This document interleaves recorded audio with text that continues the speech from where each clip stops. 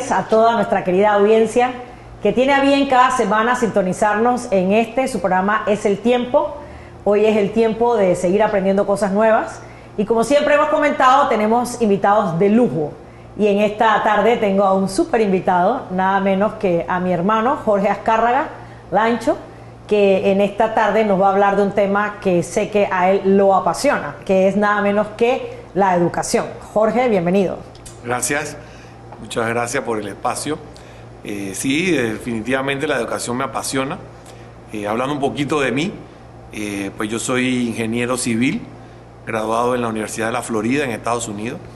Me eduqué buscando poder construir sueños, por eso estudié civil, aunque mi mamá no quería, decía que tenía que estudiar ingeniería industrial porque esa tenía más salida en Panamá. Pero bueno, comencé estudiando ingeniería industrial en Panamá y después me fui a Estados Unidos. Y ahí en Estados Unidos cambié a la que yo quería, que era civil, porque me gustaba soñar y construir. Bueno, mira, quiero que sepa que me estoy enterando. No sabía. Siempre pensé que querías siempre hay una primera vez. Eso está muy bueno. Bueno, como te decía Jorge, te hemos invitado en este programa Es el Tiempo porque nos interesa que nuestra audiencia aprenda un poquito de todo, de verdad. Y creo que este tema de la educación es un tema muy interesante, que sé que dominas muy bien. Y me gustaría que nos explicaras y nos comentaras de dónde surge la educación, cuándo comenzó. Háblanos un poquito de todo eso. Bueno, como tú bien acabas de decir, me apasiona. De hecho, he estudiado bastante el tema. ¿Y por qué lo he estudiado? Porque influye muchísimo en la vida de las personas, ¿no? Y si lo vemos un poco en el tema de historia, la educación se da a partir de una realidad que tiene que ver con poder comunicarse y para poder lograr hacer cosas. Y de hecho, las primeras personas se comunicaban con el dialecto. Este dialecto se agarró y se volvió idioma estructurado, escritura, y por ahí fue creciendo todo el tema, digamos, de cómo pasar el conocimiento de una persona a otra y de generación a generación. Una de las muestras, digamos, más palpables del mundo occidental tiene que ver con la Biblia, ¿no? El judaísmo, a través de las cartas, de los mandamientos que Dios le da a Moisés, ahí hay una serie de normas que el pueblo hebreo ha ido pasando de generación en generación. ¿Moisés fue el primero en escribir algo o ya existía la escritura antes de Moisés? Ya había escritura, habían los fenicios, habían aunque Moisés es muy, muy atrás, había jeroglíficos. O sea, tenemos que verlo en el contexto de dónde comienza la historia y quién narra la historia, porque si la narra un científico, te va a decir, bueno, los primeros indicios de ese querer comunicarse lo vas a encontrar en el hombre neandertal, en las cuevas que comenzaron a escribir algunos jeroglíficos. Estaban también después los egipcios, y hay que verlo en el contexto del momento, ¿no?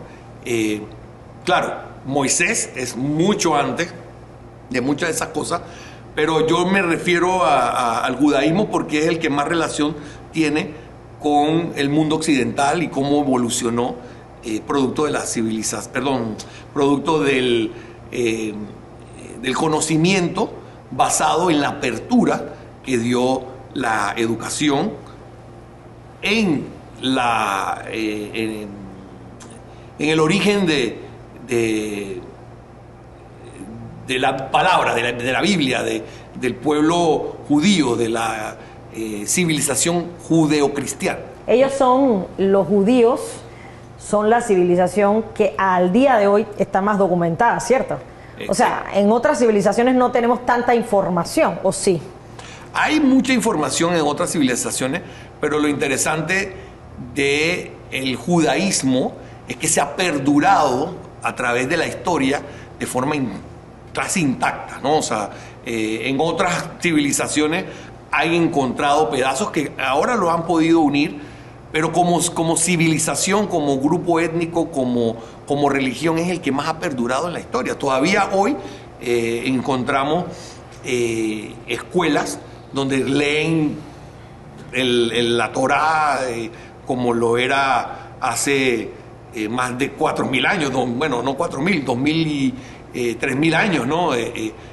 Si lo ves en ese contexto, ¿no? Digamos que es el más completo, entonces, en todos los ámbitos, no solamente, o sea, y obviamente la educación, porque allí, o sea, la escritura y la parte formal, digamos que la educación es la parte formal de ese conocimiento que en otras culturas no está tan completo como en la judía. Es correcto. Y claro, tenemos en los griegos, después el Imperio Romano, los fenicios, o sea, hay otras culturas que fueron sumando, pero como civilización occidental, yo pudiese decir que venimos de ese inicio mesiánico, ¿no? De Moisés. De Moisés. ¿No? Entonces, esa educación formal como tal, culturalmente hablando, se la pasaron los judíos a sus generaciones, ¿no? Hasta llegar a la época de Jesús, ¿no? Interesante que Moisés, el que escribe, fue formado en los egipcios, ¿no? Porque ese pueblo tal cual no tenía escritura, ¿no? Ellos no tenían eran esclavos. Eran esclavos, es correcto. Así que ahí empieza toda una escuela. Ahí empieza todo un proceso que eventualmente va evolucionando, ¿no? Producto que Jesús tuvo un impacto, y claro, hoy lo vemos en el antes de Cristo y después de Cristo, que tenía que ver con lo que eventualmente sus seguidores comenzaron a escribir, ¿no? En el idioma griego, que era el del momento, pero igual los judíos siguieron con sus tradiciones y su idioma, pero hubo una ramificación, ¿verdad?, de esos judíos que eventualmente aceptaron ese nuevo concepto, ¿no? Y lo fueron propagando a través de ese mundo romano, que eventualmente termina creando la Biblia, ¿no? ¿Y por qué toda esta narrativa que pareciera bueno, religiosa, pero realmente no lo es porque es histórica, que esa palabra, esa Biblia, eventualmente fue el instrumento que permitió en esa época, después de la muerte y el seguimiento de los apóstoles de Jesús, dio origen a lo que es la iglesia, que por muchos años se instruía a la gente en esa Biblia, en ese libro, ¿no? Que se estudiaba, ¿no? O sea que en pocas palabras lo que me estás diciendo es que la Biblia fue ese objeto de interés que motivó a toda una generación a una perfección de lo que es la educación, en cierta forma. En cierta forma, aunque fue el origen, o más bien la causa raíz de lo que vino después, que fue la Reforma. Entonces, pasaron muchísimos años que el mundo fue evolucionando y esa educación era restringida a una élite, a un grupo privilegiado, donde el pasar del tiempo fue dándole a los clérigos esa connotación de los educados, ¿no? Eran las personas que tenían el conocimiento, eran los letrados. Entonces, la Reforma eventualmente lleva a detonar un hambre, ¿no? Y por aquel reformador de que el que había ya leído la Biblia y decía, aquí hay una serie de instrucciones que todo el mundo debe de conocer. Y al haber esta revolución, pues uno de los principales objetivos del reformador fue que todo el mundo la pueda leer, y como en ese momento la educación estaba restringida al clérigo y nada más era hablada, no era escrita, y la gente no sabía leer, y obviamente sin saber leer y escribir, pues ¿qué ibas a poder entender de la Biblia? Hubo una ruptura de ese proceso elitista que permite al reformador llegarle a las masas, ¿no? O sea que me quieres decir entonces que desde prácticamente la fundación del mundo hasta la Reforma, 1517 aproximadamente, hubo una gran mayoría analfabeta, gente que no sabía leer ni escribir. Yo no pudiese a ciencia cierta saber el porcentaje de gente iletrada, pero yo me atrevería a decir que el 95% de la población no contaba con educación, porque era para un grupo muy selecto de gente. Y eso no solo en el occidente, sino en el oriente también. O sea, estamos hablando de las civilizaciones que se fueron dando en paralelo, tenían que ver con aquellos imperios que se fueron creando, el imperio, el persa, el otomano, todo. O sea, el que manejaba la educación era un grupo muy selecto, ¿no? La masa no lo tenía. Entonces, de allí el gran atraso que tiene la humanidad. O sea, nosotros tenemos, si acaso, 200 años de descubrimientos masivos. Para atrás estamos hablando de una gran oscuridad intelectual que afecta todas las áreas de la sociedad, ¿no? Y me llama mucho la atención que ese libro, desde Moisés en adelante, porque fue Moisés y se fueron agregando algunos escritores que fueron haciendo el compendio de lo que se llama el Antiguo Testamento, después con Jesucristo, el Nuevo Testamento, es la gente, en cierta forma, que va a motivar una reforma intelectual a nivel mundial, que es la educación. Es correcto, porque con el interés espiritual de que lo que había en esos libros, pues la gente lo usara para conductarse, esa intención de que esa conducta se fuera a todo el mundo, pues se genera una dinámica a nivel de aquellos países que adoptaron la reforma de hacerlo obligatorio. Prácticamente era un deber educarse y a la misma vez que el Estado pagara por la educación, porque como era un grupo muy selecto, bueno, las familias que eran muy adineradas pues tenían la capacidad de mandar a sus hijos a estudiar, ¿no? Y mira qué interesante, pregunto, que creo que sé la respuesta, pero quiero confirmarla contigo.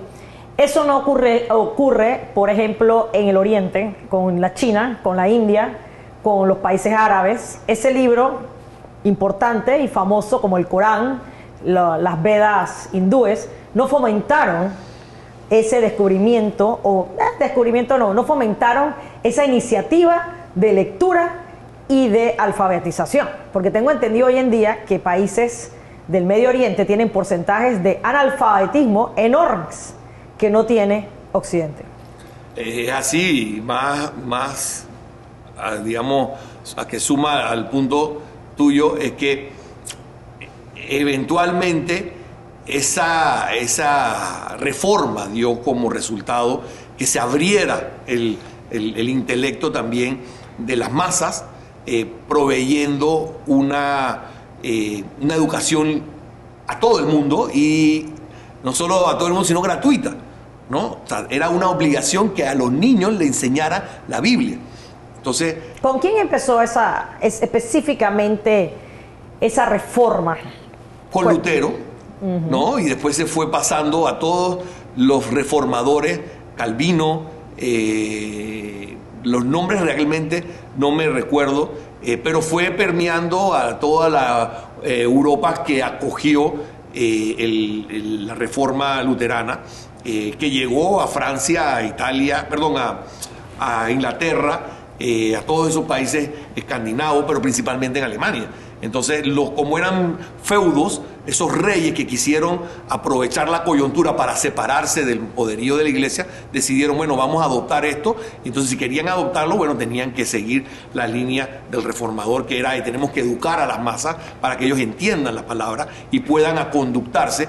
Y eso no solo genera un tema de apertura, como quien dice, intelectual, sino también de comportamiento. Entonces, la sociedad del norte comenzó a manejarse de forma diferente a las sociedades del sur de Europa. Y eso trajo como consecuencia el que la persona pudiese estudiar la palabra y pudiese cuestionar lo que decía allí, porque eso es lo que es estudiar. Tú tienes que, bueno, ¿y esto qué significa? ¿Y esto para qué es?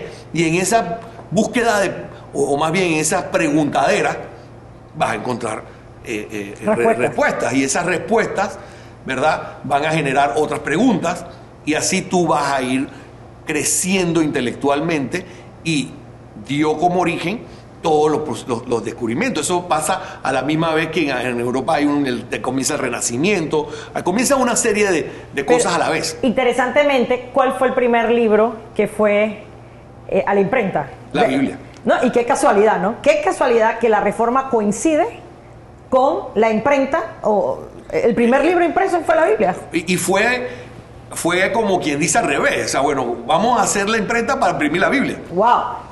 Porque al final, bueno, ¿cuál era el otro libro que había interés masivo? No había ningún otro libro. O sea, que ¿no? hasta ese momento... Habían escritores, ojo, sí, habían muchos escritores, había mucha gente que había escrito, Aristóteles, toda esa gente. Todo. Pero, ¿cuál era el interés? Vamos a hacer que la gente entienda, vea lo que hay allí, porque hay normas y de conducta que nos van a ayudar socialmente. Esos primeros, bueno, no digamos que son científicos, pero esos primeros inventos, el Gutenberg, la imprenta, ellos eran reformistas, como dices tú, que estaban motivados a inventar eso. ¿Fueron reformistas los que hicieron la imprenta? Pienso que sí, porque estaban dentro de ese caldo que se estaba cultivando, porque la reforma de Lutero fue producto de mucho cuestionamiento de muchos años atrás. Entonces, obviamente la gente, digamos, paralelamente fueron viendo, bueno, ¿cómo hago que esto pueda ser masivo? No sé realmente si la intención original de Gutenberg era la Biblia. Más bien él lo que quería era poder imprimir de forma que le llegara a más gente, y la única forma era haciéndolo a través de la imprenta. Bueno, ¿y qué libro era el que más venta podía tener en ese momento? El que todo el mundo quería leer o que tenía que obligar a que leyera, y la Biblia fue. Y qué interesante, me parece muy interesante que las élites, hasta ese momento ya de bastantes siglos, les gusta mantener las masas en la ignorancia. Así es. Increíble. No debería ser así, ¿verdad? Y muchísimo menos si estamos hablando del cristianismo. ¿Cómo es posible, si en la época de Jesús hubiese habido algún tipo de imprenta? Yo dificulto que Jesús iba a tener las escrituras escondidas y no las iba a propagar por todos lados. Y qué mejor teniendo esa herramienta tan útil como era la imprenta. Así que eso queda en evidencia, que antes de la imprenta no creo que estuvieran del lado de lo correcto todos aquellos que quisieron mantener no solamente la Biblia en lo escondido, sino cualquier otro tipo de libro. Porque entonces, como bien dices tú, el que controla la información controla el mundo. Así es, la información es poder. Entonces eso fue evolucionando a que creó todo un sistema que permitió los inventos, ¿no? O sea, los inventos, después de la Reforma, 100 años después, la gente comenzó a pensar, ¿no? O sea, antes era casi que la gente no pensaba. Prácticamente, y no solo eso, sino la gente no tenía educación, porque eran primero que eran analfabetas, ¿no? Entonces, al haber esa apertura, al obligar a la gente a leer y a escribir, te permitía seguir avanzando, porque ya no solo leías la Biblia, ya podías leer otras cosas, porque sí habían libros, había una élite intelectual que manejaba muchos temas, ¿no? O sea, porque ya habían habido descubrimientos, estaban los escritos de los clásicos, ¿no? Que ya habían, estamos hablando que habían pasado 1500 años, había información. Pero ¿quién manejaba esa información? Poca gente. Entonces, lo que hace la Reforma es que introduce una aceleración del conocimiento, o más bien introduce el saber leer y escribir para todo el mundo, para las masas, ¿no? Claro, a la misma vez viene la contrarreforma y no se quiere quedar atrás y comienza también a meter en el sur, a meter la educación. Pero allá era más selectiva, era una apertura. En el sur de Europa. En el sur de Europa, correcto. Era más selectiva, pero comienzan también a través de la Compañía de Jesús a educar a la gente. Y entonces eso coincide con el descubrimiento de América y comienzan a llevar esa educación más teológica a América. Pero una de las cosas más importantes que trae la reforma para el conocimiento, digamos, de la civilización fue que permitió que la gente pensara. Eso le llaman el pensamiento crítico, ¿no? Entonces, el sur no permitía pensamiento crítico, porque el pensamiento crítico, como tal, critica. Bueno, ¿y esto por qué? ¿No? Entonces, allá no, allá tú abrías ese compás a poder estudiar la Biblia, interpretarla, y fueron saliendo gente de diferentes grupos, ¿no? O sea, salen los anabaptistas, los bautistas, la iglesia reformadista, la calvinista, y hay un montón de grupos que ven la Biblia con diferentes connotaciones teológicas. Pero esa diversidad permite que la gente siga cuestionando. Y al seguir cuestionando, pues cuestionaban cosas de la naturaleza. ¿Y por qué esto es así? ¿Y por qué esto es así? Entonces comienza, digamos, una liberación de esa restricción de pensamiento que hubo por más de 1500 años. Wow. Donde la gente no podía ni siquiera cuestionar. Entonces, ¿dónde vienen realmente esos avances en la ciencia? Vienen al momento en que tú comienzas ese cuestionamiento, ¿no? De hecho, en el sur, pues de Europa. Ese sur estamos hablando España, Francia, Portugal, Italia, Portugal. El norte ya estamos hablando. Bueno, Francia pues tenía una mezcla, aunque después hubo una barrida que los hugonotes los matan y queda un montón de muy pequeño. Pero principalmente predominaba en aquellos países donde la iglesia predominó, ¿no? Y dijo, ¿tú quieres reformar? Bueno, yo voy a contrarreformar. Y ellos hicieron todas sus actividades, donde una importante fue la Inquisición. Entonces, ¿qué ocurrió? En todos esos países había gente científica, gente que cuestionaba, y como eso estaba de moda, comenzaron a cuestionar.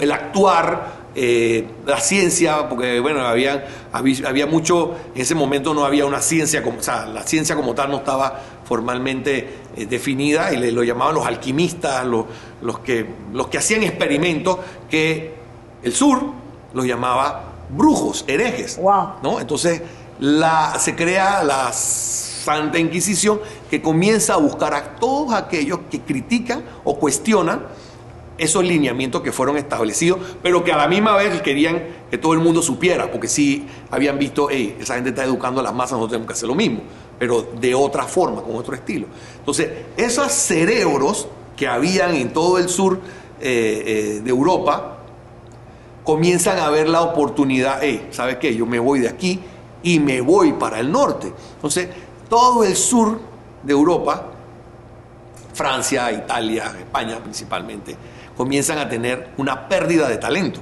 porque todos esos cuestionadores eran los futuros científicos. Entonces comienzan a emigrar a los países donde acuerpaban ese pensamiento crítico. Entonces comienzan a formarse universidades, Inglaterra, Noruega, principalmente Alemania, Holanda, Inglaterra, y bueno, igual se va Suecia, Finlandia, hasta algo de Rusia.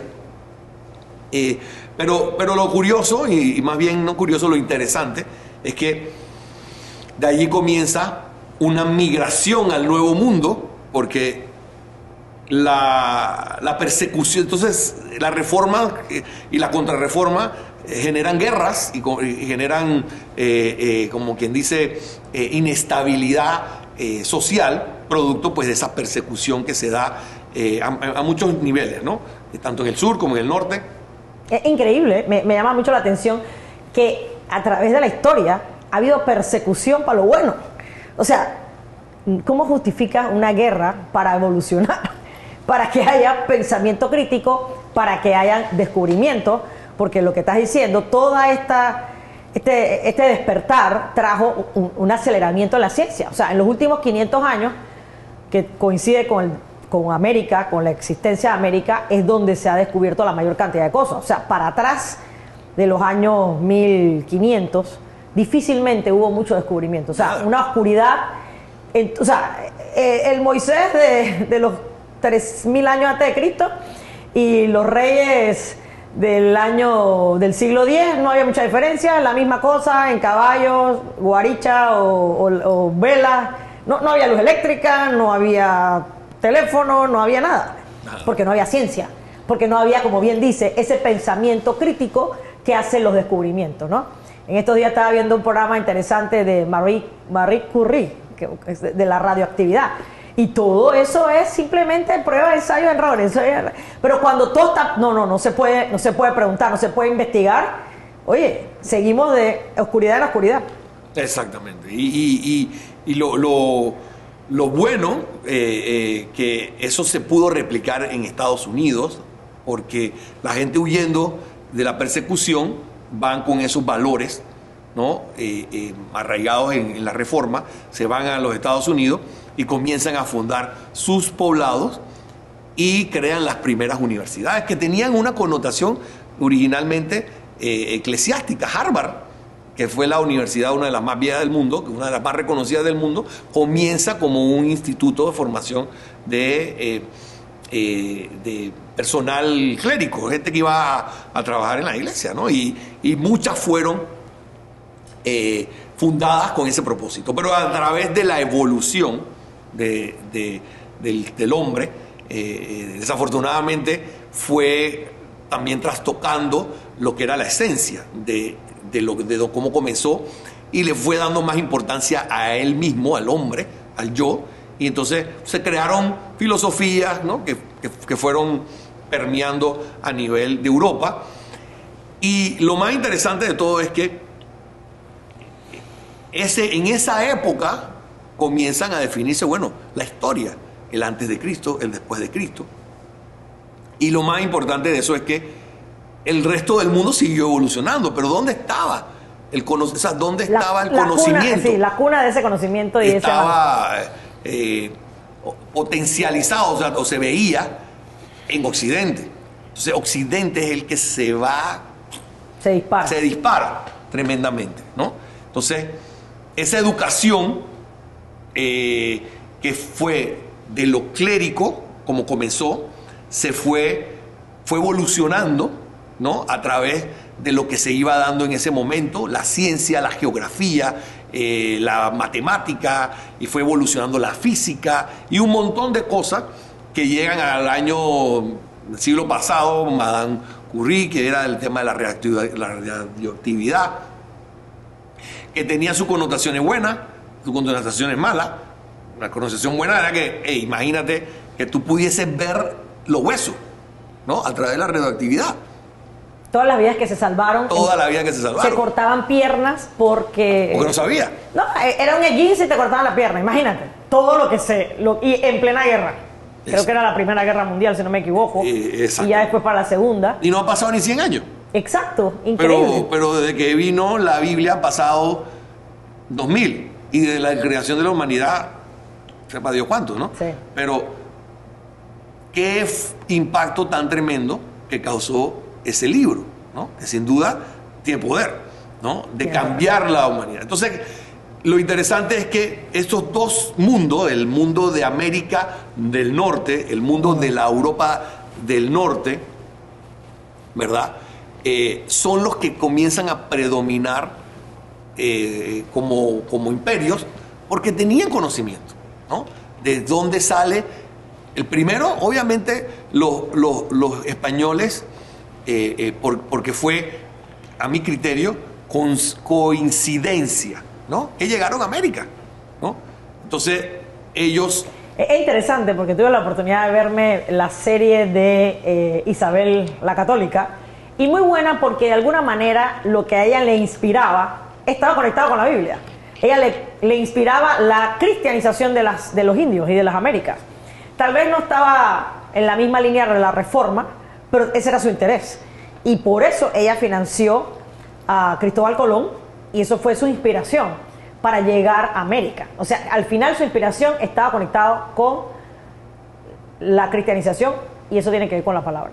Así es. Y digo, el mundo en esa época totalmente, o sea, estaba totalmente alineado con la espiritualidad. El tema era, bueno, ¿cómo lo hacía? ¿Cuál fue la gran diferencia? Que uno sí basó el fundamento de su credo era el libre albedrío.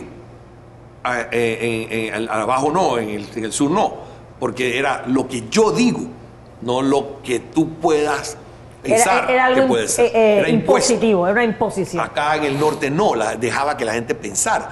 Prueba de eso es la diversidad de grupos religiosos que salieron. Entonces, eso es la esencia, porque de lo contrario, esas universidades no se hubieran dado, perdón, no hubieran tenido esa influencia que eventualmente llevó al Imperio Británico, a los holandeses, a los alemanes, a querer comerse el mundo, ¿no? Y de hecho, pues, en los últimos 300 años el Imperio Británico llegó prácticamente a dominar el mundo, obviamente los españoles también, ¿no? Pero en la medida en que tú tienes esa libertad de poder estudiar, el mundo cambia. Entonces, la Biblia fue hecha para que la estudiaras, ¿no? Porque no es un paquín, es un libro grande. Es un libro grande, ¿no? Y tienes que estudiarla, porque si la lees y no la estudias a fondo y ves lo que está adelante y lo que está atrás, no vas a llegar. Entonces, esa fue, digamos, lo que los reformadores trataron de permear en las masas. Entonces, imagínate, un pueblo ignorante lo puedes controlar. Un pueblo letrado es más difícil controlar, ¿no? Porque tú tienes que elevar el nivel. Entonces, la toma de decisión se hace a mayor nivel. Entonces, a mayor nivel te va a salir algo mejor. O sea, si entra porquería, va a salir porquería, ¿no? Entonces, eso definió el poderío eventualmente económico y el posicionamiento de esas sociedades que eventualmente fueron evolucionando, y en los últimos 100 años, o 150, Estados Unidos ha tenido ha estado en el top, ¿no? Porque sí adoptó eso y lo masificó. Claro, no todo el mundo estudia universidad, pero estamos hablando de escuela primaria, escuela secundaria, escuela vocacional, universidad. Y algo muy importante que adoptaron esas universidades era el tema de la investigación y el desarrollo de ideas, ¿no? Que fue lo que permitieron que se crearan las cosas, ¿no? O sea, y si lo vemos a nivel de la luz, el teléfono, el carro, ¿no? Todo eso fue generando, si se fueron lo que le llaman en inglés un clúster, ¿no? Alrededor de una universidad que era el centro, digamos, de los pensamientos. De los pensamientos, ¿no? Entonces, de ahí fueron saliendo otras cosas y se proliferó. Y hoy, ¿quién maneja en el mundo entero? O sea, todo el mundo quiere ir a la Universidad de Estados Unidos, ¿no? Claro, hay universidades en otros lados, porque ese modelo lo fueron replicando, ¿no? Interesante también de que en los últimos 150, 100 años, la gente se formaba en esas universidades que inicialmente eran para temas espirituales, y eventualmente esa efervescencia que se vio en la Reforma la tenían esas personas educadas y decían, bueno, se lo voy a llevar a aquellos que no han conocido, y comienzan esos viajes misioneros a través de todos esos países que no tenían, ni siquiera sabían leer ni escribir. Entonces hace como un ciclo, y bueno, ahora vamos a llevarle la Biblia a aquellos que no saben leer ni escribir, y vamos a escribir, a letrarlos para que la puedan leer. Sí. Entonces hay todo un movimiento que se va a África, a India, a través del poderío que había tenido los británicos, principalmente, después los gringos, ¿no?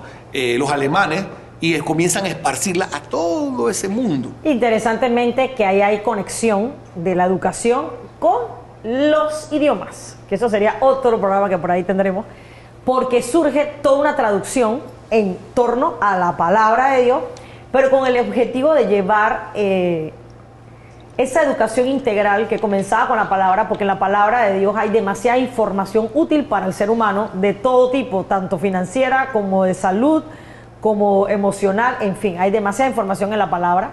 Recuerdo, por ejemplo, ya que tocaste el tema de los misioneros, como por ejemplo William Carey o Guillermo Carey, un británico que llega a las Indias, y en India, que estamos hablando hace menos de 100 años, había una práctica que a mí me aterró cuando la vi, que era que se enterraba a la mujer junto con el esposo. Imagínate tú, ellos, una mujer de 20 años con un marido de 25, pues el marido de 25 murió, enterraban viva a la esposa, hasta que llegó Guillermo Carey a la India a cambiar la ley, producto de la educación, producto de la alfabetización y producto de la traducción. Y cambia, va con un interés, y como quien dice en buen panameño, matamos 2 pájaros de un solo tiro. A veces matamos 4 pájaros de un solo tiro. Y cambia un poquito el escenario de la India. Entonces, y de todo el mundo, porque esos misioneros fueron llevando no solo esa estructura espiritual, sino a través de esa, como quien dice, colonización, ¿verdad? Fue entrando otra ola de pensamiento, y esa ola de pensamiento tenía que ver con la educación. Entonces el mundo comienza a generar una dinámica que va a influir muchísimo después de las guerras, ¿no? Donde se da uno cuenta, hey, nosotros estamos acá y ellos están por acá, surgen las Naciones Unidas y comienzan a ver todos estos indicadores. Hombre, tenemos que llevarle a todas esas poblaciones la educación, ¿no? Claro. Entonces comienza a hacerse de moda, hey, todo el mundo tiene que estar educado, ¿no? Entonces la analfabetización, combatirla, la desnutrición, que a veces es producto muchas veces de la falta de educación, igual todas esas cosas que tú mencionas son problemas sociales graves, grandes, producto de lo que tú dices, porque todo se conecta, ¿no? No domino mucho la alfabetización mundial, pero me acuerdo, porque me llamó mucho la atención, que me puse a leer sobre Egipto. Egipto, la gran civilización de la antigüedad que llegó a ser casi un imperio mundial, y si no me equivoco, según Wikipedia, el 45% de la población de Egipto es analfabeta. Eso me asustó. En pleno siglo XXI, donde tenemos información al segundo, tenemos todas las redes sociales, Instagram, Facebook, YouTube, todo lo que ya ustedes saben, ¿verdad? Correo electrónico, hay países donde la gente no sabe escribir y leer. Si yo no sé escribir y leer, ¿qué voy a estar usando redes sociales? ¿Verdad? Entonces, a donde hay analfabetismo, por supuesto que está casi que pegado con el tema de la salud, ¿no? Entonces estamos viendo ahorita con esto del coronavirus, pues lugares que han sido afectados masivamente, porque una cosa lleva a la otra. Donde hay alfabetización, tenemos problemas de salud. Imagínate donde no lo hay. ¿Cómo serán esas culturas? Pero Jorgito, ya se nos fue el tiempo, este tema está muy interesante, está muy bueno. Me gustaría que me cuentes un poco de tu experiencia en el tema de la educación. ¿Por qué para ti es tan importante llevar este mensaje? Ojalá nos escuchen en otras civilizaciones, otros países, pero específicamente panameños nos van a escuchar. ¿Por qué te importa tanto que tu país, Panamá, entienda y sepa de la importancia de la educación? Principalmente porque sin educación no avanzas, ¿no? Y para mí eso es importante porque, como bien decías tú, de esos países como Egipto, que tienen problemas de alfabetización, tú no puedes sin educación llegar a construir nada. Entonces, si tú tienes un pueblo ignorante, eventualmente lo vas a poder mandar. Y si el que manda no tiene los principios y valores correctos, pues definitivamente esa gente va a vivir en la miseria. Entonces, si tú te educas, no vas a poder mejorar tu condición social y vas a poder mejorar tu condición de vida, y también vas a poder hacer algo por aquellos que no la tienen. Entonces, si uno realmente quiere contribuir a la sociedad, uno tiene que educarse. Entonces, hoy vemos, hay muchas formas de educarse. No necesariamente el ir a la universidad es el único camino. Hay educación vocacional, pero lo más importante es poder contribuir a través del conocimiento, ¿no? Y cuál es lo más triste en esas sociedades donde no hay estructura educativa, o la gente no sabe leer ni escribir. Tú no puedes avanzar porque no se te ha quitado ese velo de muchas tradiciones que lo que hacen es que sigas viviendo en esa miseria, que sin duda, pues, ese libro de la Biblia te ayuda, o más bien fue como quien dice el detonante, el que cortó el cordón umbilical que permitió que esto creciera. Entonces yo considero que para que un país avance sin educación no va a llegar a ningún lado. Y los jóvenes a veces piensan que la educación es lo que ve, no, ya yo lo sé porque ya lo tengo en Wikipedia. Y no es eso. Aquí lo más importante es generar ese pensamiento crítico, porque siempre hay una mejor forma de hacer las cosas. Entonces, si tú no cultivas ese pensamiento crítico, que usualmente viene de la enseñanza, que también obviamente tenemos que ver, bueno, qué tipo de enseñanza, porque no es un tema que me memorizo el cosa y me quedo, desarrollo la memoria. No, lo que tenemos que es que crear esa cultura de pensar de forma crítica. Consejos prácticos para jóvenes que te están escuchando o aún para gente adulta en este tema de la educación. Mira, nunca dejar de estudiar, siempre, ¿no? Y no sea chiquito o grande. ¿Qué es lo más difícil? Es hacer el compromiso, ¿no? Voy a hacerlo. Porque sí, no es fácil, ¿no? En caso mío particular, pues yo he estudiado 2 carreras en inglés, y he seguido estudiando y he tenido... pero lo importante no es el título, es querer aprender, ¿no? Y para poder aprender uno tiene que tomar esa decisión que va a llevar a una ruta que va a costar, ¿no? Porque mientras todos están rumbeando, hay unos que están estudiando. Entonces, ¿la realidad cuál es? Que los que están estudiando les va a ir mejor. Pero lo más importante es pensar críticamente. ¿Cómo yo puedo, a través de lo que yo aprendí, aportar, ayudar? Y sin eso, un título no es la solución. Es educarse, tener las herramientas que te permitan hacer mejor las cosas. A ti personalmente, y ya vamos cerrando este programa, a ti personalmente, ¿en qué te influyó la educación? ¿Cuáles han sido los resultados de tu educación? Los resultados de mi educación ha sido pues, que me ha permitido económicamente tener una posición mejor de aquellos que no la tuvieron, ¿no? Y mi experiencia, me consta. Yo tuve la oportunidad, pues mi mamá y mi papá hicieron un esfuerzo y me mandaron a Estados Unidos. Y yo me recuerdo que yo tenía que pedir ride, comer bote, no tenía carro, y había otra gente que tenía todo. Y no aprovecharon esa oportunidad. Y bueno, ahora tú echas para atrás y lo ves y dices, wow, ¿no? ¿Cómo desperdiciaste esa oportunidad? Y sin duda a mí me ha permitido también tener una red de contactos que si no me hubiera educado, pues no lo hubiera tenido. Que al estar al nivel de educación mío, permite una movilidad diferente que te va dando, que te va permitiendo tener otras, o más bien te abre puertas, ¿no? Y en ese sentido, pues consigues trabajo, oportunidades de negocio, que te van a permitir tener una mejor calidad de vida y a la misma vez poder contribuir a la sociedad. Así es, muy bien, Jorge, gracias por habernos acompañado en este programa. Creo que lo que has dicho es muy válido.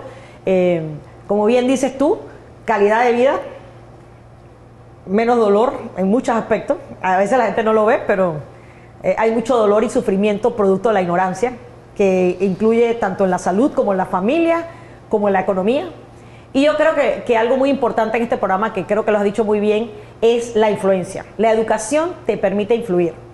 Y a la hora de influir, tú transformas la vida de otra persona. Entonces, no solamente me ayuda a mí mismo para mi bienestar personal, sino que estoy ayudando al bienestar de otras personas, ¿verdad?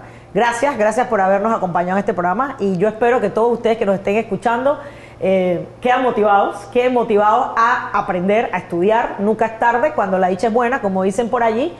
Y si tienes 18 años, pues este es el mejor momento. Pero si tienes 65, pues ¿quién quita? Tengo el papá de una amiga, que una amiga en común, que él me comentaba, el señor tiene 75 años, está estudiando hoy en día ingeniería civil, porque toda la vida fue un constructor empírico y le fue muy bien. Y llegó a tener económicamente recursos, producto de su esfuerzo y su trabajo, pero ¿quién dijo que ahora no me puedo perfeccionar? Entonces, qué bonito es ese positivismo de que vamos con más, vamos para mejor. Si hablas un idioma, pues trata de hablar 2, si hablas 2, trata de hablar 5, y todo lo que puedas aprender bien vale la pena, ¿no? Yo creo que a nuestro Señor Jesucristo, que fue el inspirador de la palabra de Dios, ¿qué nos dijo a través de su palabra, no? Que entre más mejor, todo lo que podamos es para bien. Entonces, ¿por qué no? ¿Por qué no aprender más? ¿Por qué no permear más en esta sociedad? Creo que como panameños que somos los dos, queremos ver un Panamá transformado, un Panamá limpio, un Panamá donde la miseria no exista, porque como decíamos, la miseria trae dolor, ¿no? Y la desigualdad es triste porque vemos una gente muy poquito que estudia y que le va muy bien, y vemos unas grandes masas, mayoría, que no les va tan bien. Pero no necesariamente todo lo va a resolver el gobierno. Muchas veces es un tema de iniciativa propia. Te toca a ti esa motivación, lo que tú decías al principio, constancia o compromiso. Compromiso. Ese compromiso es demasiado clave a la hora del estudio. Exacto. Así que gracias a ustedes nuevamente por habernos sintonizado en su programa Es el Tiempo, y sigan sintonizándonos porque créanme que estamos aprendiendo. Yo estoy aprendiendo al entrevistar, pero sé que tú que estás escuchando también estás aprendiendo. Esta es una manera de estudiar modernamente. Así que nos vemos pronto.